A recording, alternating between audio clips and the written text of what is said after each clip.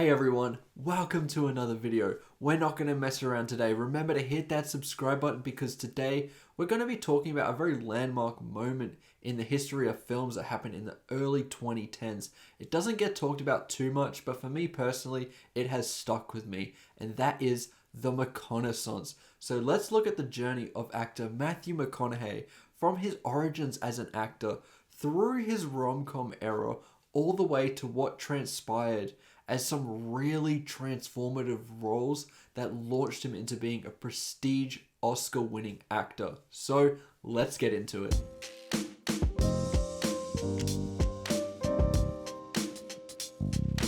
So just as a general outline before we dive headfirst into these topics, for those of you who don't know, the McConaissance was an era where we saw a massive resurgence for actor Matthew McConaughey from roughly 2011 to 2014. He went from rom-coms and roles that made people question his ability as an actor and was just kind of known for their looks to serious dramas and working with some extremely talented directors and completely changed everyone's perspective on his acting ability.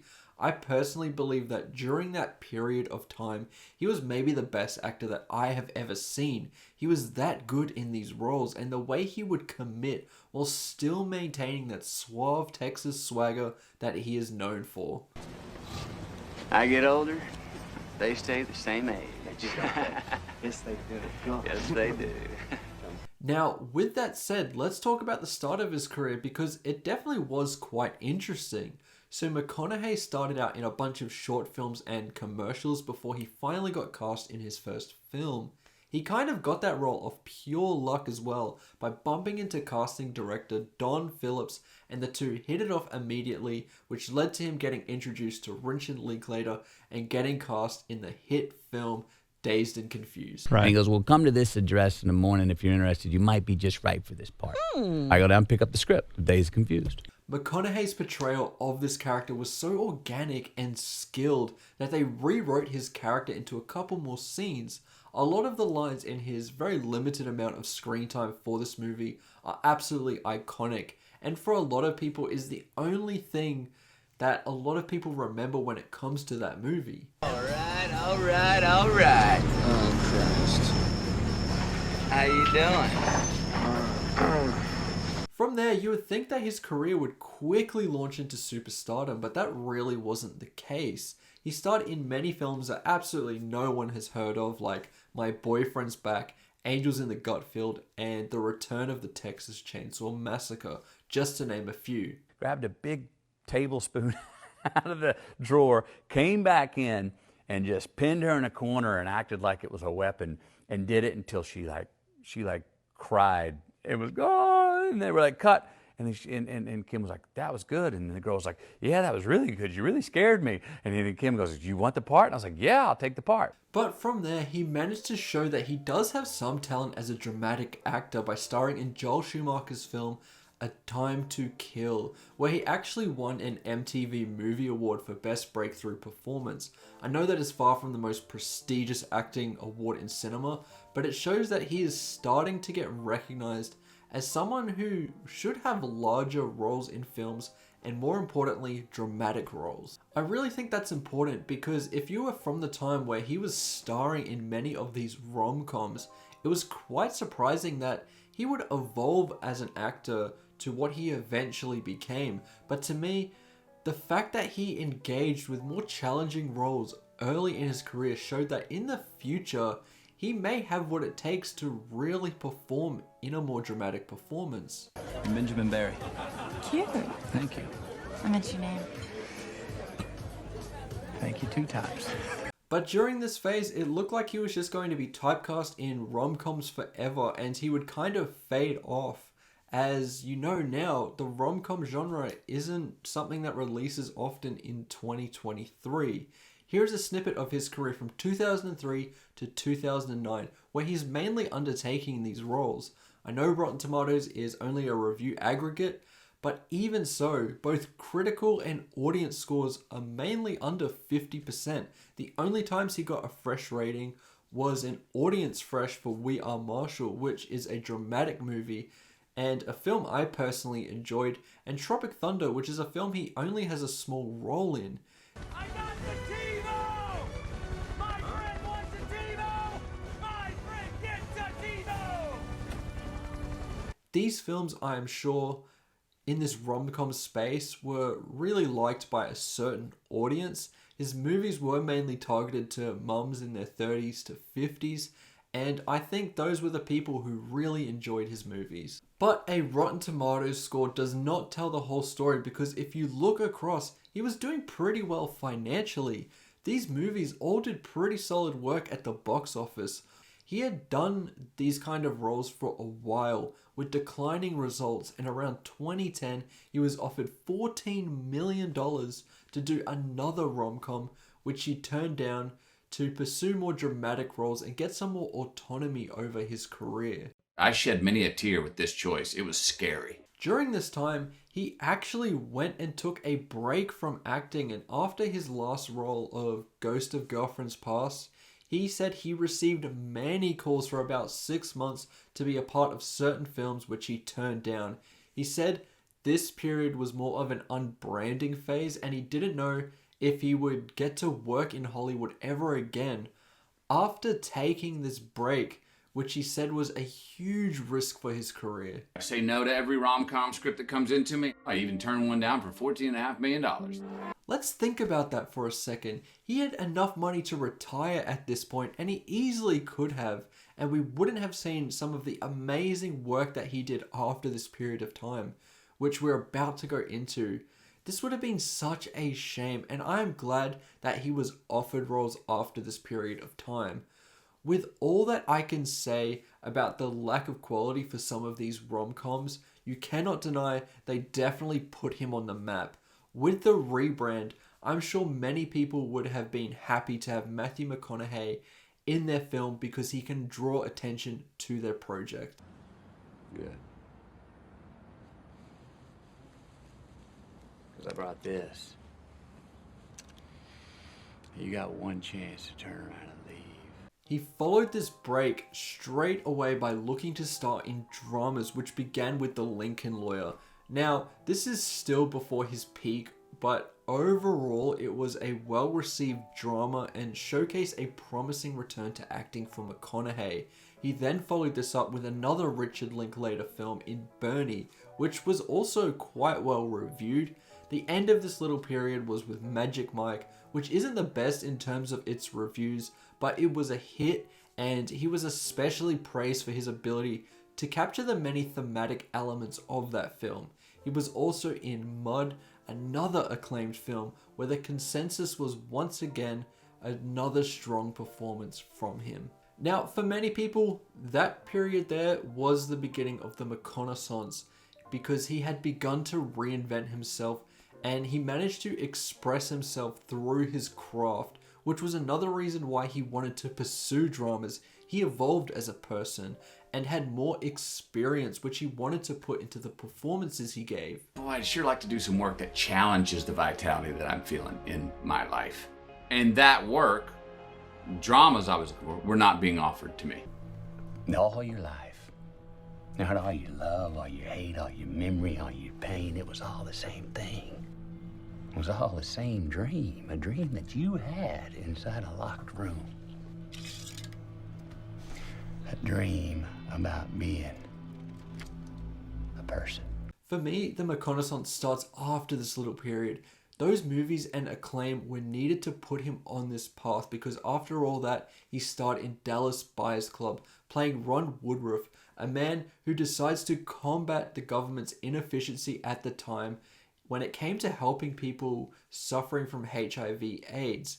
This was due to the homophobic and transphobic stereotypes associated with HIV/AIDS, which the movie does a phenomenal job shedding a light on. Matthew McConaughey is electric in this role. He lost 50 pounds, which is roughly 23 kilograms to you fellow Australians, in preparation for this role, which he says to achieve this he had to be very militant around his diet. I was not torturing myself.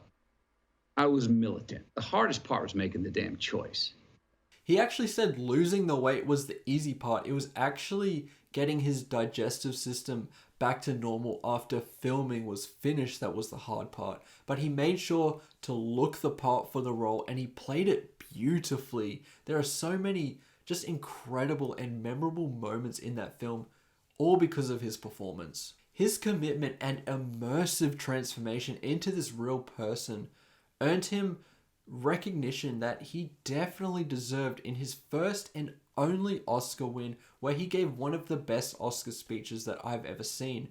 And it is arguably the crown jewel in terms of his career achievements.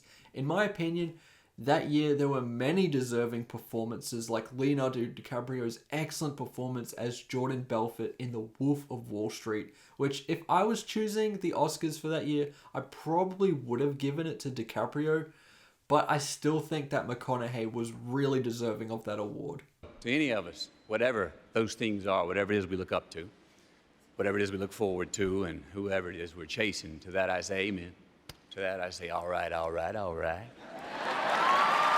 And to that I say, just keep living, huh? Thank you. Now, speaking of The Wolf of Wall Street, McConaughey also in this very same year that he won that Oscar showed why he might have been the best actor around during this time frame, because his small amount of screen time in that movie is one of the most memorable in this adrenaline-fueled 3-hour epic from Martin Scorsese. His scene having lunch with Leonardo DiCaprio is something that he still gets asked about today, how he was mainly riffing and improvising because he could develop a clear picture for the character from one line in this screenplay. The line, sometimes you get a line in a script that just, the imagination just soars, and I can just fly with it and go, unpack that line. If this character means that, then there's an encyclopedia on this man. And that line with Mark Hanna was he's explaining to the secret of this business to Leonardo's character, and he says, the secret, it's cocaine and hookers.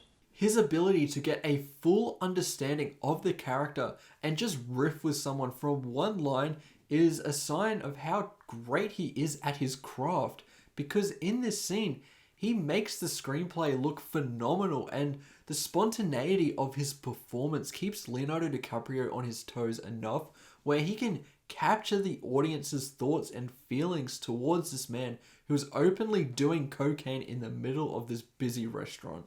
We also have to talk about the parts that Martin Scorsese and McConaughey agree to bookend the scene with that warm-up technique he uses. So I believe it is used to get him into a flow state and to relax before a scene.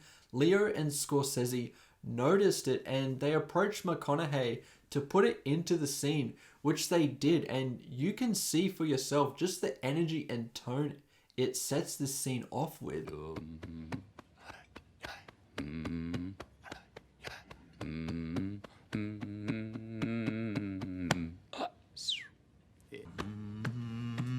Keep it up for me.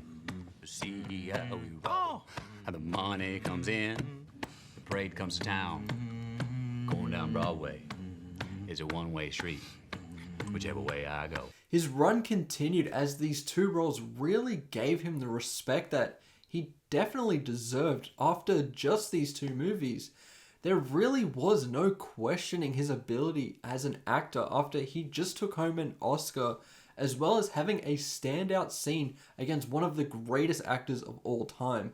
He decided that the film space was not the only place to deliver a fantastic performance, and he turned his attention to TV in the first season of True Detective, playing Russ Cole, one of the greatest characters in TV history.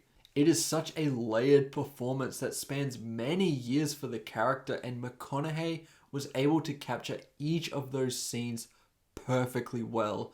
I've already reviewed this season of True Detective, which you can see in the link above, but I'll say here that it was an incredible season, and I truly think that it was a masterpiece, and the performance from McConaughey was a huge part of that. Seeing him as such an excellent fit for this character, I think it was kind of shocking that he was originally going to be cast as Marty, who was played by Woody Harrelson. McConaughey was the one that wanted the role of Russ Cole because to him, that was the character that made him want to turn the page of the screenplay. And to understand him was something that was really fascinating to him. Well, they came to me first for the role of Marty that Woody played. Ah. All right, and I looked at it and I understood why they came to me for that, but I went back and I said, you know what, the guy I cannot wait to hear what comes out of his mouth is this rustic coal guy. He also had concerns that the show might be too slow and boring for viewers due to the methodical nature of it all, but he decided to watch the show like everyone else, week to week, and he was gripped like we all were. No, I want to do this how everyone else does it. So I've only seen week 5, and then I've gone back and I'm coming back and checking them out a couple of times the week after. So I'm with all of y'all on this thing. He was as close as you could possibly get to taking home an Emmy, the most prestigious prize in TV, but he lost to the only actor at that time that I think would have been worthy of beating him, which was Bryan Cranston as Walter White in Breaking Bad Season 5.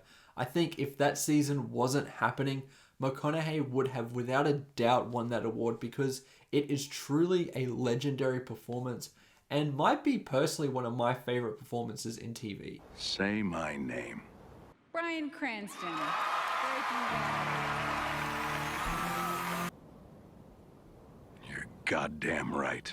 The McConaissance in my eyes ended after his incredible performance in my favorite Christopher Nolan film, Interstellar, a truly masterful sci-fi that I recommend to anyone who has any interest in space. He goes through a lot in this film in terms of letting go of his loved ones in pursuit of finding a new home as the Earth is dying. There are an abundance of emotional scenes in this as he is constantly thinking about his loved ones, and the famous scene of him watching the recordings of his family through the years is downright devastating. You once told me that when you came back we might be the same age. And today I'm the age you were when you left. This is the time where the McConaissance was really starting to get noticed, and he mentioned that this was the phase where he was enjoying his career the most. He was recognized as a top leading man and practically cemented his legacy as a truly great lead to have in any film or TV series. There's only one rule in this jungle. When the lion's hungry, he eats. Now, with every rise, there is always a downward slide, and after Interstellar, it began. Now, post this era, he actually provided some pretty good voice work here and there in animated films, like the underrated Sing and Sing 2, as well as Kubo in the Two Strings, which was acclaimed during that time. In terms of live action, he starred in Free State of Jones, a Civil War Oscar bait film, which was criticized for being far too dull and long. The Dark Tower as well was another film that he starred in, which I might be the only person in existence who doesn't really mind that film all that much, but Stephen King fans did not like that adaptation at all, and I understand why. Having read the first 2 books, the film is absolutely nothing like it, and it was critically panned and bombed at the box office. He was also in Gold, which seemed like another awards attempt, but it pretty much had zero impact. Serenity was critically panned, and The Beach Bum was extremely divisive. It's a Harmony Korine stoner film, so I understand why. Then he kind of had a good showing in Guy Ritchie's The Gentleman, which did quite well overall. And now after doing some voice work for Sing 2 and some other animated projects, he's off doing this self-help thing, which I don't really want to get in too much because it's just not relevant. It seems like he has a couple of movies and shows coming out soon, with the most notable being his appearance in the Yellowstone spin-off. I personally would really love to see him in another high-profile film again, because to me, he is one of the best. He's more than just a cool person with a suave Texas accent. He is such a well-rounded performer with a diverse range of performances that you can draw from. I think the McConaissance was a defining moment in the history of cinema and is something that is truly deserving of a lot of recognition. But it seems like he's just living by his current slogan. You just gotta keep living, man. Livin. And because of that, he is just looking to have a good time with these performances while focusing on other ventures in his personal life. And to that I say, All right, all right, all right. Anyway, thank you for stopping by. I really hope you enjoyed this video. This was a really fun one to do, and it took a ton of effort, so I really hope you got something out of it. This is the first episode in my Actors Spotlight series that I definitely will be following up on in the future. I have many actors in mind I want to cover. If there's one you might be interested in seeing a deep dive on, please let me know in the comments below. I may also put up a poll, depending on how well this video does, for an audience choice for either a director's spotlight or actor's spotlight coming up soon. I have plenty of content on the way, so make sure to like and subscribe, and I'll see you in the next one. Goodbye.